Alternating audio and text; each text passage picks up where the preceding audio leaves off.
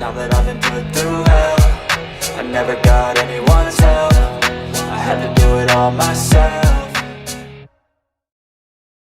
Hey guys, welcome back to my channel. So today's topic, we're going to go over, does God promote a carnivore diet? A full analysis of the scripture. So I've been researching this topic for the past year, literally, and I am excited to finally bring you this video. I've condensed all the research and all the scripture into one video. So if you guys could leave a like, comment, and subscribe, that would help me out a lot. I'd appreciate it. And without any further ado, let's debunk some myths and get into it. Genesis chapter 1. Then God said, I give you every herb-bearing seed plant on the face of the whole earth, and every tree that has the fruit with seed in it. They will be yours for food, and to all the beasts of the earth, and all the birds in the sky, and all the creatures that move along the ground, everything that has the breath of life in it, I give every green plant for food. And it was so. God also commands them to be fruitful and multiply and fill the earth. So God's original plan did not involve carnivory whatsoever. Every living thing upon the face of the earth was to eat from the plant kingdom, from the fish to the sea to the insects and the beasts of the land, including Adam and Eve. God tells them to subdue and rule over the earth and to be fruitful and multiply. No evidence of killing or hunting. It was a perfect peace in the Garden of Eden. No beast preyed upon the other. We could see no fear exhibited in either man or beast. There was no sin, no violence, and no killing in the finished creation. All living things were to eat from the plant kingdom and live peacefully in harmony with each other.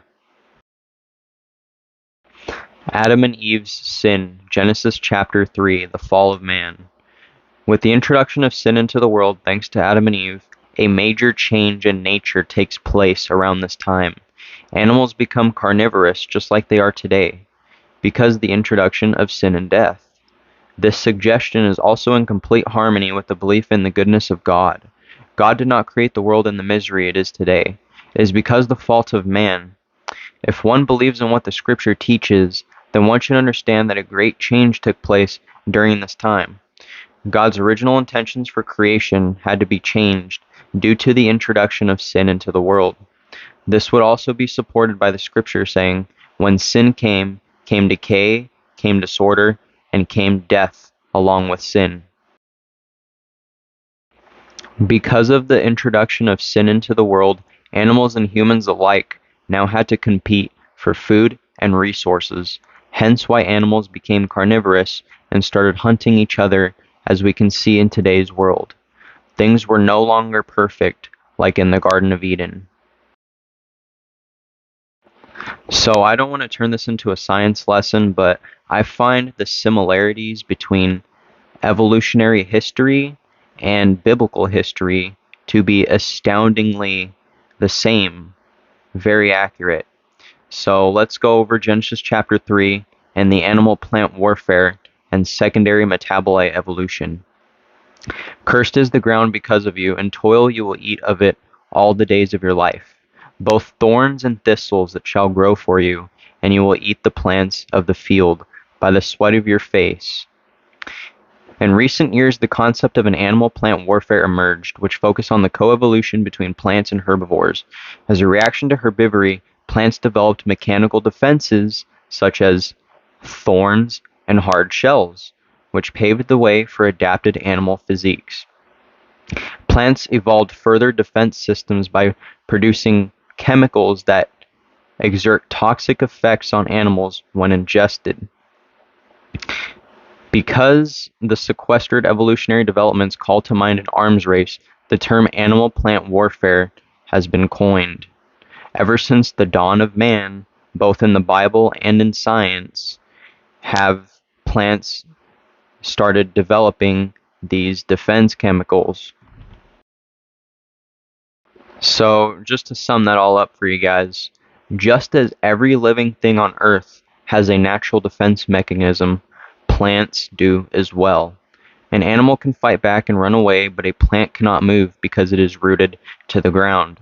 Since the dawn of man, plants have evolved defense mechanisms like thorns and toxic chemicals inside their bodies to prevent things from eating them. It is this verse where I believe science confirms what the Bible was already trying to tell us. Because plants become more and more toxic over time due to the nature of their creation and the fall of man, it is likely assumed that they have become more and more toxic to us humans who have not adapted to these changes. After sin entered the world, the plant kingdom was completely changed and tainted from its natural creation. Genesis chapter 6, the Great Flood. God saw how corrupt the earth had become, for all the people on earth had corrupted their ways. So God said to Noah, I'm going to put an end to all people, for the earth is filled with violence because of them. I am surely going to destroy both them and the earth. Every living thing on the face of the earth was wiped out, people and animals and the creatures that move along the ground, and the birds were wiped from the face of the earth. Only Noah was left, and those with him in the ark. So God did what he said he was going to do, and he destroyed all living life on earth. Plant life requires oxygen to survive, and a flood of biblical proportions destroyed all of it for the sake of cleansing the earth. So for the second time in biblical history, the plant kingdom is tainted and completely changed.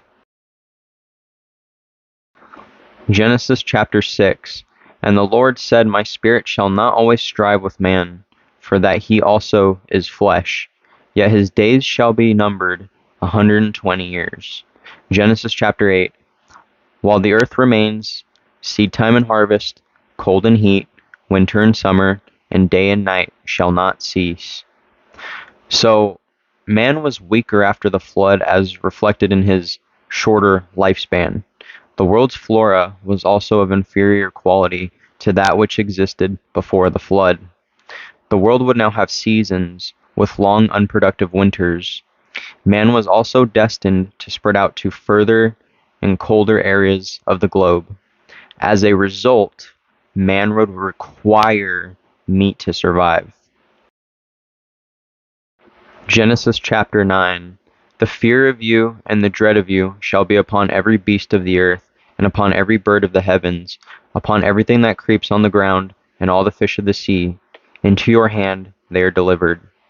Every moving thing that liveth shall be meat for you, even as the green herb have I given you all things. Before the flood, Genesis 2 tells us that the earth was like a greenhouse, a perfect weather with no seasons, and man did not have to work the fields to grow the herb because the world was in a paradise-like state. After the flood, this was no longer the case. The world has changed again due to sin. God makes another great change and instills the fear of man into every beast of the earth, as we would now have to hunt and kill them to acquire our food. So Noah and his family came out of the ark to a barren world with nothing to subsist on. They were allowed to eat meat in order to survive, and that became permissible for all time. Another way to think about it is the animals survived the flood only because of Noah's efforts. Since they owed their lives to him, Noah and his descendants had gained rights over them, including the right to consume them. Well, newsflash, we are all descendants of Noah. Therefore, we all have the right to consume meat and flesh. Genesis 8 verse 11. And the dove came back to him in the evening, and behold, in her mouth was a freshly plucked olive leaf. So Noah knew that the waters had subsided from the earth. Some Christians will point to this verse to try to say that plants were finally starting to grow back before the flood water receded. But the fact is, we just do not exactly know for sure. God's covenant with creation. Then Noah built an altar to the Lord, and took of every clean animal and of every clean bird, and offered burnt offerings on the altar, and the Lord smelled a soothing aroma. What we do know for sure is that Noah's first order of business after leaving the ark was to build an altar for God and sacrifice some of the clean animals. And they likely ate them as well, since there was nothing else to subsist on, and literally God just gave them permission to start eating meat. Side note, plants take a long time to grow back and don't grow during the winter months, which the New World now had. So, there are no specific food laws mentioned in the New Testament And overall, the Bible does not forbid certain foods outright, but the Bible does suggest an extensive list of clean animals that man should eat, but no such list is given of anything else. So what fruits and vegetables are okay to eat exactly? So this next part is pretty interesting. I bet a lot of you didn't know this, but due to genetic modification, a lot of the foods you eat today are vastly different than what they used to be. Let's take a look at a few of them.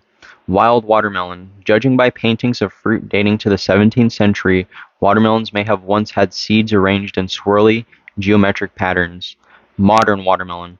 Over time, humans have bred watermelons to have a bright red, juicy interior. The seeds are often removed by preventing the plants from being fertilized by pollination. Wild carrot. The first carrots were likely cultivated around the 10th century in Asia Minor and were either white or purple with thin forked roots and a strong flavor. Modern carrots today are large, bright orange, and tasty. Wild corn. One of the most standout examples of the selective breeding is North American sweet corn, which was bred from the barely edible teosinte plant. Natural corn was first domesticated around 7000 BC and was thought to have been as dry as a raw potato. Modern corn is now 1,000 times bigger and much easier to grow and peel. A majority of these changes started taking shape after the 15th century when European settlers started farming it. Genesis 1:29. God said, "See, I have given you every plant yielding seed that is upon the face of all the earth, and every tree with seed in it as fruit. You shall have them for food." So this is where the argument for a meat-based diet comes in. None of the fruits and vegetables you see in the store today are at all what God intended for us to eat. Unless you're eating things like wild carrots and wild wheat, which you can actually find out in nature, you are not eating what God intended. There is some evidence for this in the scripture as well. Leviticus 19. Ye shall keep my statutes. Thou shalt not let thy cattle gender with a diverse kind.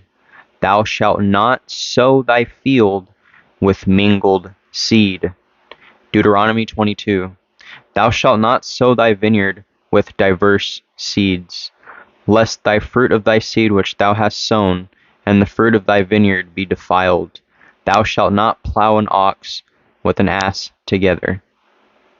So you can see a natural peach dating back to 4000 BC that is very, very small and only found in one part of the world. You look to the right and you see a GMO artificial peach that exists today, and it's growing literally all over the world with 200 different varieties. So yeah, I think this is definitely an example of the scripture of a diverse seed, this GMO frankenfruit that shouldn't even exist.